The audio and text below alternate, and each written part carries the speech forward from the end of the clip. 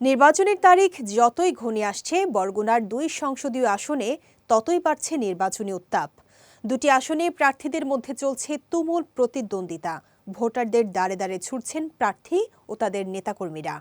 এদিকে অবাধ ও সুষ্ঠু নির্বাচন সম্পন্নে সব ধরনের প্রস্তুতির কথা জানিয়েছে প্রশাসন।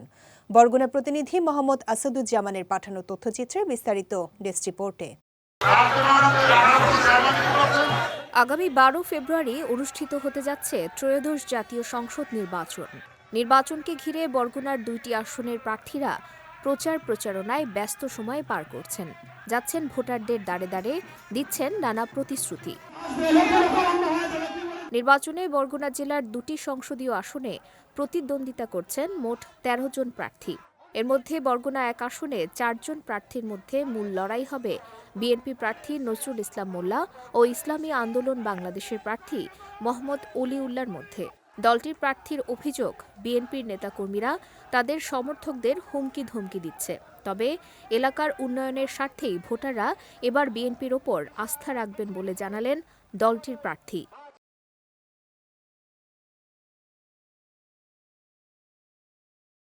ইদানিং বিভিন্ন জায়গায় আমাদের নেতাকর্মীদের বাসা বাড়িতে গিয়ে হুমকি পর্যন্ত দেওয়া হয়েছে যে ভোট কাটা হবে, ঘরে আগুন দেওয়া হবে।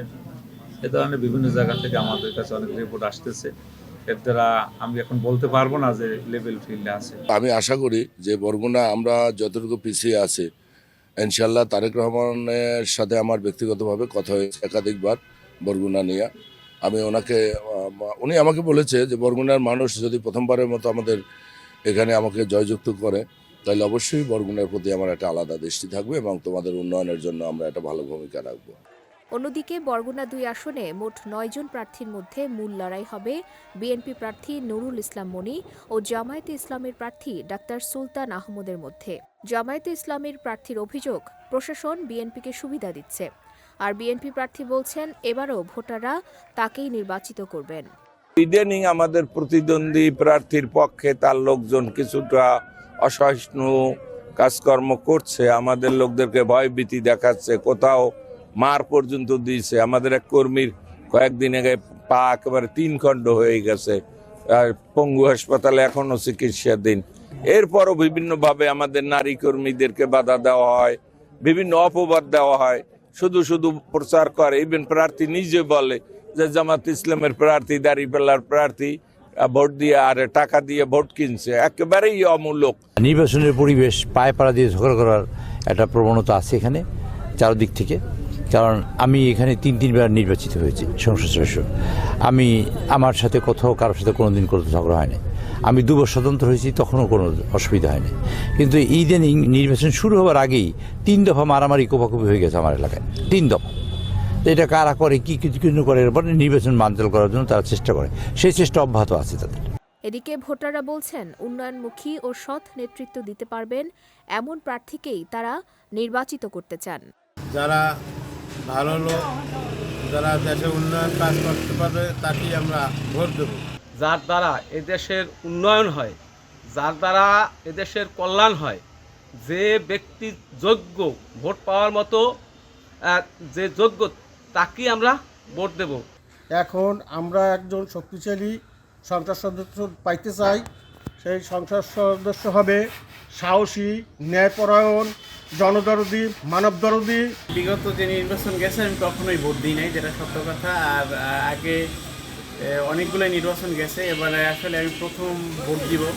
অন্যদিকে উৎসবমুখর ও শান্তিপূর্ণ পরিবেশে ভোট গ্রহণ নিশ্চিত করতে সব ধরনের প্রস্তুতির কথা জানিয়েছেন বরগুনার পুলিশ সুপার। পুলিশের প্রায় ১২০০ থেকে ১৫০০ অফিসার ফোর্স নির্বাচনে দায়িত্ব পালন করবেন। পাশাপাশি নেভির ১০০০+ অফিসার ফোর্স অলরেডি তারা বরগুনাতে চলে এসছেন, আমাদের সঙ্গে দায়িত্ব পালন করবেন। আনসারের গ্রাম প্রতিরক্ষা বাহিনী সহ আনসারের ৪০০০+ অফিসার ফোর্স বিভিন্ন কেন্দ্রে দায়িত্ব পালন করবেন, ডিপ্লয়েড হবেন। বিজিবির প্রায় ৪০০+ ফোর্স অফিসার আসবেন, আর র্যাবেরও প্রায় 50+ অফিসার ফোর্স আসবেন। তো এইভাবে আমরা, এছাড়া আমাদের পুলিশের ডিএসবি আছে, তারপরে এনএসআই, ডিজিএফআর গোয়েন্দা সংস্থাগুলো আমরা সবাই সমন্বয় করে কাজ করছি। এখন পর্যন্ত আপনারা দেখতে পাচ্ছেন যে আইনশৃঙ্খলা আল্লাহর রহমতে ভালো আছে। দীর্ঘ সময় পর তুলনামূলক প্রতিদ্বন্দ্বিতাপূর্ণ নির্বাচনী আবহ তৈরি হওয়ায় বরগুনার রাজনীতিতে নতুন গতি ও কৌতূহল তৈরি হয়েছে বলে মনে করছেন সংশ্লিষ্টরা। বিজয় টিভি নিউজ ডেস্ক। বরগুনার আমাদের মানুষের গর্বিত সন্তান